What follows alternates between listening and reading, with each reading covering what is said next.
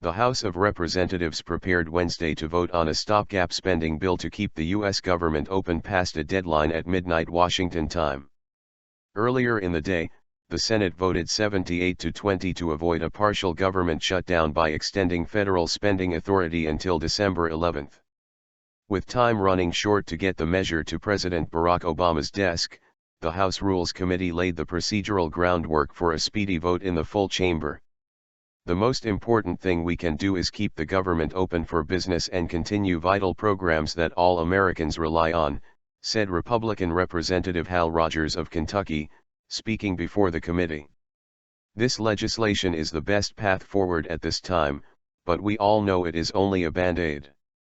I wish the circumstances were different. We may temporarily avert this most recent crisis and get a bill to the president tonight, but it's certainly not a cause for celebration, said Democratic Representative Nita Lowey of New York. I remain deeply concerned about the potential of finding ourselves facing a government shutdown again in December. Rogers agreed on the need to prevent another fiscal showdown.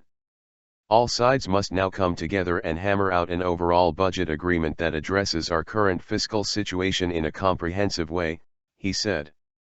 Even if a government shutdown is avoided this week, the funding drama could re-emerge when the next deadline approaches in December. The Senate's Republican leader, Mitch McConnell of Kentucky, told reporters Tuesday that he and soon-to-depart House Speaker John Boehner of Ohio hope to negotiate a 2-year spending deal with the White House to avoid future fiscal impasses.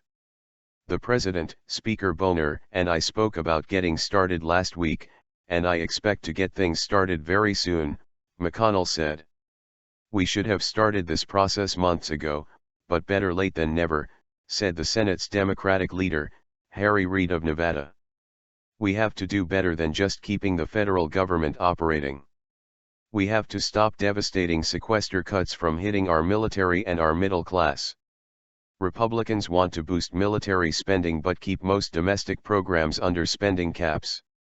Most Democrats want to end the so-called sequester for both military and domestic priorities.